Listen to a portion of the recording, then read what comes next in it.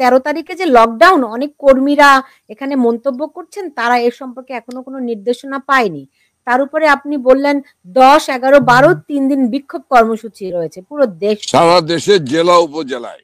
জি, তাহলে কর্মীদেরকে কিভাবে করে নির্দেশনাগুলি দেওয়া হয়েছে, তারা কি ধরনের কর্মসূচিগুলি পালন করবে যদি একটু বিস্তারিত করে বলতেন। দেখেন, আসলে আমি গতকালকেও একটি মিডিয়ার সাথে কথা বলেছি, সেটি ভাইরাল হয়েছে। আজকে আপনার সঙ্গে কথা বলছি, যে কর্মীরা শুনছেন, আমি তো বাংলাদেশ আওয়ামী লীগের একটি মানুষ, বাংলাদেশ আওয়ামী লীগের একজন দায়িত্বশীল মানুষ। আমি আমার নেত্রীর নির্দেশের বাইরে তো আমি কোনো একটি কথাও বলছি না। কাজেই যারা আমার এই আপনার এই অনুষ্ঠান শুনছেন, তাদেরকে মনে রাখতে হবে এটাই হলো নির্দেশনা, এই নির্দেশনার উপরে প্রস্তুত থাকতে হবে। কাজেই আজকেও নেত্রীর 63 নম্বর জেল হত্যা দিবসে বাংলাদেশ আওয়ামী লীগের পেজে, বিডিএল পেজে পরিষ্কার বলেছেন কর্মসূচিগুলি সফল করতে হবে, রাস্তায় নামতে হবে, যার যা কিছু আছে তাই নিয়ে ঝাঁপিয়ে পড়তে হবে। আর কি নির্দেশনা? জি, ধরেন আপনার একদিকে পুলিশ তাদেরকে ধরপাকড় করছে, সেনাবাহিনীও খুব মারমুখো হয়ে আছে, সবকিছু মিলিয়ে তারা তো এক ধরনের নিরাপত্তাহীনতায় ভুগছে। দেখুন, আসলে তো এই ধরনের পরিস্থিতি আওয়ামী লীগ এই প্রথম মোকাবেলা করছে না। আওয়ামী লীগ বহুভাবে মোকাবেলা করেছে। আপনাকে মনে রাখতে হবে, কোন দুর্বল চিত্তের মানুষ কিন্তু বিষয়গুলি বুঝবে না।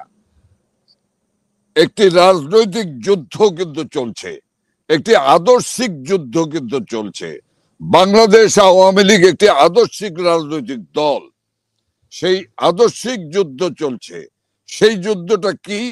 সেই যুদ্ধটা হলো মুক্তিযুদ্ধের সপক্ষে একটি পক্ষ, আর একটি হলো মুক্তিযুদ্ধ বিরোধী শক্তি আর একটা পক্ষ। কাজে এই লড়াই এমন একটি পর্যায়ে এসেছে, এটি কিন্তু 71-এর চেয়েও একটি শক্ত লড়াই, শক্ত যুদ্ধ। কাজে আমাদের নেতা কর্মীদেরকে বুঝতে হবে, আমাদেরকে লড়াই ছাড়া আমাদের কোনো পথ নেই। এবং আমরা জানি সারা বাংলাদেশে লক্ষ লক্ষ নেতা কর্মী অর্ধাহারি অনাহারি দিন কাটাচ্ছে, কারাগারের অভ্যন্তরে মানবতার জীবন যাপন করছে। সন্তান মারা গেলে, অসুস্থ হলে দেখতে যেতে পারে না, দেখতে গেলে গ্রেপ্তার করে। মা মৃত্যুবরণ করলে জানাজা পড়তে পারে না, এক কবরে এক মুঠ মাটি দিতে পারে না। সেই বাংলাদেশে লড়াই ছাড়া, এই জঙ্গি সরকারকে উৎখাত করা ছাড়া আর কি পথ আছে? আর কত অপেক্ষা? কাজে লড়াই করতে হবে। আমার কর্মী বন্ধুরা, আমার সহযোদ্ধা ভাইয়েরা, আমাদের নেত্রী শেখ হাসিনা আমাদেরকে নির্দেশ দিচ্ছেন, সেই নির্দেশ অনুসারে অনুসরণ করা আমাদের দায়িত্ব এবং কর্তব্য। সেই পবিত্র দায়িত্বটি প্রতিটি মানুষের পালন করতে হবে। এটি আমার আবেদন আপনাদের কাছে। বুঝতে পেরেছি। এমনিতে যারা ধরপাকড়ের শিকার হয়েছে, জেলখানায় যাদেরকে নেওয়া হয়েছে, আপনাদের আইনি সহায়তা কি আছে তাদের জন্য? দেখেন, আইনি সহায়তা আমাদের আইনজ্ঞরা রয়েছেন, কিন্তু দেখেন সেই বিচারালয় কি আমাদের আইনজীবীদের কাজ করতে দেয়? সেখানেও মব সন্ত্রাস করে। আমাদের আইনজীবীদের 165 জন আইনজীবীকে গ্রেপ্তার করেছিল। কাজেই একটি ভিন্ন প্রতিকূল পরিস্থিতি মোকাবেলা করে এগুতে হচ্ছে। আমার বন্ধুদের উদ্দেশ্যে আপনার মাধ্যমে বলবো, আমার সহযোদ্ধা ভাইদেরকে আমি আপনাদেরকে বলবো যে আমার ভাইয়েরা, এর ত্যাগ তৃণমূল পর্যায়ে আপনারা যে ত্যাগ তিতিক্ষা করছেন, এই ত্যাগ তিতিক্ষার কারণেই আমাদের প্রিয় নেত্রী মাননীয় প্রধানমন্ত্রী শেখ হাসিনা তৃণমূল পর্যায়ে কথা বলেছেন, কথা বলছেন, তিনি খোঁজ খবর রাখছেন, ওই এলাকার অন্যান্য নেতৃবৃন্দ খোঁজ খবর রাখছেন। আমাদের মাননীয় সংসদ সদস্য তারা যতটুকু পারছে সহযোগিতা করছে, অনেক অনেক অনেকে অনেক ব্যাপারেই সহযোগিতা করছে। আমার মনে হয় হতাশ বা নিরাশ হবার কোনো সুযোগ নেই। জি, এমনিতে আপনি নিশ্চয়ই দেখেছেন যে বিএনপি তাদের একটি নির্বাচনের প্রার্থীদের তালিকা প্রকাশ করেছে আজকে। নির্বাচনের জন্য তারা তো মোটামুটি প্রস্তুতি নিচ্ছে। তো আপনারা কিভাবে করে দেখছেন তাদের এই প্রস্তুতি? তাদের কি স্বপ্ন, বিএনপির স্বপ্ন কি পূরণ হবে? দেখেন, আমি আগেই কিন্তু বলেছি যে বেগম খালেদা জিয়াকে জিজ্ঞাসা করেন, 15 ফেব্রুয়ারি নির্বাচন, 15 দিনের বেশি থাকতে পারেননি। আর আজকে যে নির্বাচন খেলা খেলছেন, আমি আপনাকে বলছি এই স্বপ্ন কোনো দিন বাস্তব হবে না। এই স্বপ্ন স্বপ্নই থেকে যাবে। তার কারণ হলো শতকরা 85% মানুষের যিনি অবিসংবাদিত নেতা, যার উপর যে 85% মানুষের আস্থার পাহাড় রয়েছে, তাকে বাদ দিয়ে নির্বাচন, সেই নির্বাচন আন্তর্জাতিক মহলে গ্রহণযোগ্য হবে? সেই নির্বাচন কি গ্রহণযোগ্য হবে? Impossible, impossible. আর যে নির্বাচন খেলা খেলছেন, দেখেন, একটু সময়ের জন্য অপেক্ষা করেন, দেখেন, সময় বলে দেবে, সময় বলে দেবে। আমি বলছি, সময় দেখিয়ে দেবে, সময় চোখে আঙ্গুল দিয়ে দেখিয়ে দেবে আওয়ামী লীগ ছাড়া নির্বাচন হবে না, হবে না। ডক্টর ইউনূসের অধীনে কোন নির্বাচন হবে না, হবে না, হবে না। No Sheikh Hasina, no vote, no Awami League, no vote, no vote, no vote. আমার কথায় এতটুকুই। জি, এখানে ফয়সাল আরিয়ান একটি মন্তব্য করেছেন যে 13 তারিখে কিভাবে কর্মসূচি হবে সেটা যদি প্রত্যেক নেতাকর্মীর কাছে পৌঁছে দেওয়ার দাবি জানাচ্ছেন তিনি, এবং নেত্রী যদি এরকম একটি নির্দেশ দিত তাহলে কর্মীরা সাহস পেতেন। আমি আসলে এই সহযোদ্ধা ভাইকে উদ্দেশ্য করে আমি একটু বলতে চাই, একটু আরো গভীরে যেতে হবে। যে কর্মসূচি বলা হয়েছে, সে কর্মসূচি আপনি যদি জেলায় থাকেন তাহলে জেলায় বিক্ষোভ করতে হবে, প্রতিবাদ করতে হবে, রাস্তায় নামতে হবে। যিনি উপজেলার থেকে বলছেন, কেউ যদি বলেন, তাহলে তার উপজেলায় প্রতিবাদ বিক্ষোভ করতে হবে। মনে রাখতে হবে, ঢাকায় আজকে 42টি, কাজে এই যে সাহসী যোদ্ধারা মিছিলে নেমে পড়েছে, এই মিছিলের এক মোহনা এসে যমুনাকে আতঙ্কিত করে ফেলেছে। আপনি, আমি, আমরা, দর্শক শ্রোতারা কি শুনছি যে উপদেষ্টারা সব বিছানা গাঁটটি গোল করেছে, কবে যাবেন, চলে যাবেন। শুনেছি আলী রিয়াজ সাহেব নাকি ইতিমধ্যেই দেশ ত্যাগ করেছেন। আমার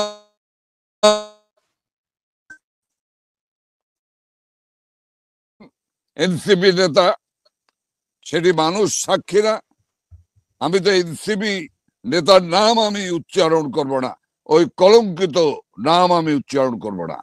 আমি শুধু বলবো, এনসিপিও বলছে পালাবার আওয়ামী লীগের সহযোগ করছে, যাতে করে তারা সেফ এক্সিট পেতে পারে। এ কথা আমার না, এ কথা এনসিপির প্রভাবশালী এক নেতার। কাজেই সব কিছু বুঝে নিতে হবে,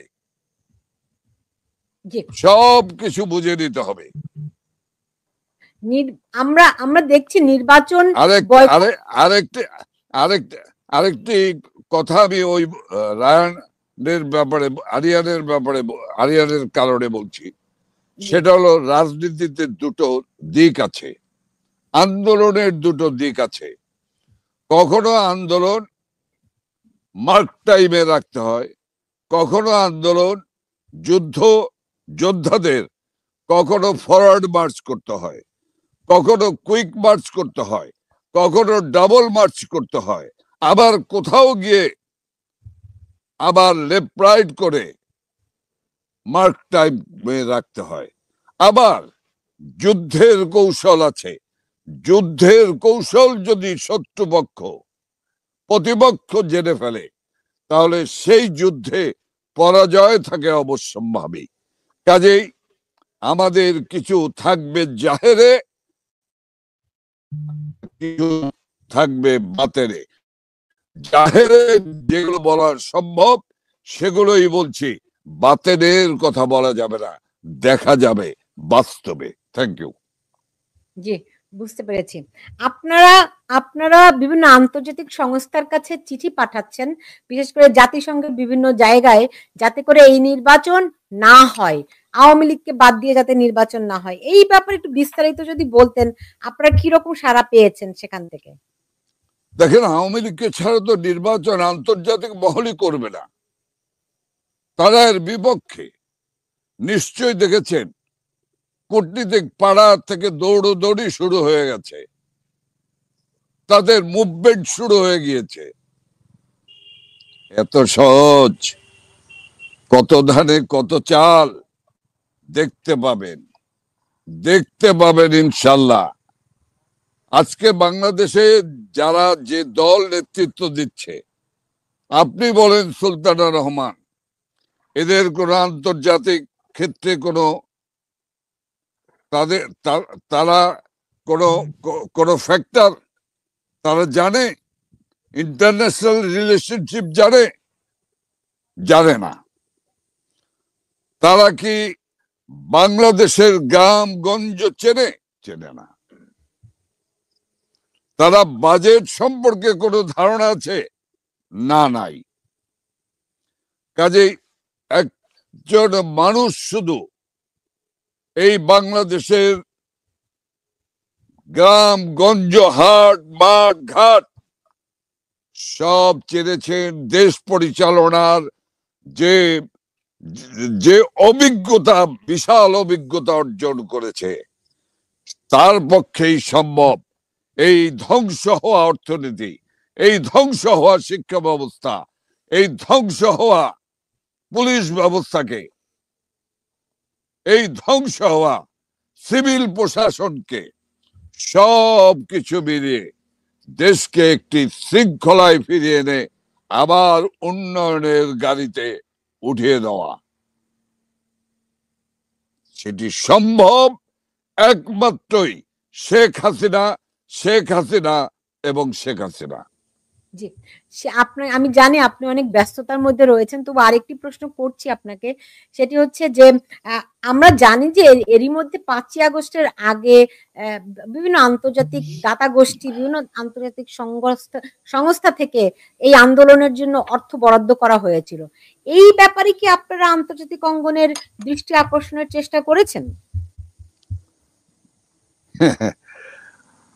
আপনি 5ই আগস্টের আন্দোলনের পিছনের কথা বলছেন? জি। আমি আপনাকে বলতে চাই, প্রথম স্বীকার করতে হবে আমাকে যে আমার নেত্রী শেখ হাসিনা যে কথাগুলি বলেছিলেন, ডক্টর ইউনূস সম্পর্কে সতর্কতা দিয়েছিলেন, তা সত্য। আমাদের নেত্রী শেখ হাসিনা যে কথা বলেছিলেন যে আমার কাছে সাদা চামড়ার লোকেরা এসে সামরিক ঘাঁটি স্থাপনের জন্য জায়গা চায়, নৌ ঘাঁটি করার জন্য জায়গা চায়, আমি বলেছি আমার 1 ইঞ্চি জায়গা আমি কাউকে দেব না। এবং আমি বলেছি যে তাতে যদি আমি ক্ষমতায় নাও থাকতে পারি তাতেও আমার কোনো আপত্তি অসুবিধা নেই, আনকোট। তাহলে নেত্রী সে কথাগুলি বলেছেন। নেত্রী বলেছিলেন যে একটি আন্তর্জাতিক মহল শত শত হাজার কোটি টাকা আমাকে উৎখাত করার জন্য এখানে বিনিয়োগ করছে, সেটি সত্য প্রমাণিত হয়েছে। আজকে অনেক জায়গা থেকেই বলছে যে সরকার উৎখাতে এই অর্থায়ন আর আমরা করব না, করব না এবং করব না। কাজেই শাক দিয়ে মাছ ঢাকা যেমন যায় না, ঠিক তেমনি ভাবে সবকিছু আলোর মতো বেরিয়ে আসবে, শুধু অপেক্ষা করতে হবে সময়ের জন্য। জি, শেষ প্রশ্ন করছি। আপনার এখানে অনেক দর্শক, আমি বিলিভ করি যে আওয়ামী লীগের কর্মী হবেন তারা, হয়তো যে তারা বলছে যে তারা যে মাঠে নামবেন, কেন্দ্রীয় নেতাদের কবে তারা সহযোগী হিসেবে পাবেন, কবে সরাসরি তাদের নেতৃত্ব পাবেন? সব সময় তারা আমাদের নেতৃত্ব পাচ্ছেন, প্রতিদিন প্রতি মুহূর্তে আমাদেরকে পাচ্ছেন, পাবেন, এবং যে কোনো মুহূর্তে তারা একেবারে দেখবেন তাদের সামনে আমরা দাঁড়ানো। আপনি তো একটা একটা একটা কি বলবো, মানুষকে একটা ইয়ে দিলেন, যে কোনো মুহূর্তে, সেটি কি রকম একটু ব্যাখ্যা করেন না? একটু অপেক্ষা করতে হবে সময়ের জন্য। জি, বুঝতে পেরেছি। সামনে অনেক দেখেন সুলতান রহমান যিনি এটি বলেছেন তাকে আমি একটি কথা বলেই রাখতে চাই, না বললে তিনি বুঝতে পারবেন না। দেখেন 2006 সালে 111 মঈনুদ্দিন ফখরুদ্দিনের সরকার যখন প্রতিষ্ঠিত হলো, আমাদের নেত্রী শেখ হাসিনাকে যখন গ্রেপ্তার করা হলো, সে সময়ও কিন্তু আমরা দূরে বসে আন্দোলন পরিচালনা করেছি। নেত্রী শেখ হাসিনা বিমানে করে ঢাকায় নামবেন, তার বিধিনিষেধ জারি করল। নেত্রী শেখ হাসিনা এমন এক দুঃসাহসিক নেত্রী, তিনি গেলেন এবং সেদিন চেষ্টা হয়েছিল যে বিমানবন্দরে যেন 10 জন 12 জন 20 জনের বেশি কোন আওয়ামী লীগ না থাকতে পারে। সেদিনও আমরা দূরে থেকে, নিশ্চয়ই আমার ওই বন্ধুটির মনে থাকা উচিত যে সেদিনও কিন্তু বিমানবন্দর থেকে ধানমন্ডির সুধা সদন পর্যন্ত লক্ষ লক্ষ লোকের জমায়েত করেছিলাম আমরা, এবং সেদিনই কিন্তু ফয়সালা হয়ে গিয়েছে যে জনতার নেত্রী শেখ হাসিনা, মানুষের নেতা শেখ হাসিনা। একদম ক্লিয়ার। এখানে একজন একটা মন্তব্য করেছেন যে 13 তারিখের যে ঢাকা লকডাউন কর্মসূচি দিয়েছেন সেটি কি নেত্রীর নির্দেশে দিয়েছেন কিনা? দেখেন, নেত্রীর নির্দেশ ছাড়া আমরা কোনো কর্মসূচি দেই না। সুস্পষ্ট ভাবে বলতে চাই যে মাননীয় নেত্রী শেখ হাসিনার নির্দেশনা অনুযায়ী ঢাকা লকডাউন, ঢাকায় চলমান বিক্ষোভ এবং 10, 11, 12, 13 এই 4 দিন নিয়মিতভাবে জেলায় এবং উপজেলায় প্রতিবাদ এবং বিক্ষোভ করতে হবে। আমি আশা করি আমার বক্তব্য যারা শুনছেন তারা একটু সাহস নিয়ে আপনারা ঝাঁপিয়ে পড়েন। আপনাদের জনশক্তি, আপনাদের কর্মীদের শক্তির কাছে কোনো আইন শৃঙ্খলা বাহিনী সফল হবে না। তারা কোনোভাবেই তারা সফল হবে না ইনশাল্লাহ। জি জি, জনাব জাহাঙ্গীর কবির নানক, আপনাকে অনেক ধন্যবাদ জানাচ্ছি আমার সঙ্গে আজকে যুক্ত হওয়ার জন্য। আপনি কি শেষ আরো কিছু বলতে চান? আমি শুধু আবার বলতে চাই আপনার মাধ্যমে, আমার সহযোদ্ধা ভাই বন্ধুগণ, সারা বাংলাদেশের আওয়ামী লীগ, যুবলীগ, ছাত্রলীগ, স্বেচ্ছাসেবক লীগ, মহিলা আওয়ামী লীগ, যুব মহিলা লীগ, সর্বোপরি মুক্তিযুদ্ধের সপক্ষের মানুষেরা আপনারা রাস্তায় বেরিয়ে আসুন। আগামী 13 তারিখ ঢাকায় সকাল সন্ধ্যা লকডাউন, এবং লকডাউন বলতে লকডাউন, কোন যানবাহন, দোকানপাট, অফিস আদালত কোনোভাবেই চলতে পারবে না। সারা বাংলাদেশে 10, 11, 12 জেলায় বিক্ষোভ, 10, 11, 12, 13 সমস্ত উপজেলায় প্রতিবাদ এবং বিক্ষোভে ঝাঁপিয়ে পড়ুন। আমি বিশ্বাস করি আমাদের বিজয় সন্নিকটে। মনে রাখতে হবে এটি নভেম্বর মাস, যে ডিসেম্বর মাসের আমরা পাকিস্তানি হানাদার বাহিনী, রাজাকার, আল-বদর, আল-শামসদের আত্মসমর্পণ করে বাঙালি জাতির চূড়ান্ত বিজয় অর্জন করেছিলাম। ইনশাল্লাহ আমরা সাহসিকতার সঙ্গে এবারের যুদ্ধে যদি ঝাঁপিয়ে পড়ি, ডিসেম্বর মাস হলো আমাদের মাস, বিজয়ের মাস। সে বিজয়কে আমাদের সুনিশ্চিত করতেই হবে।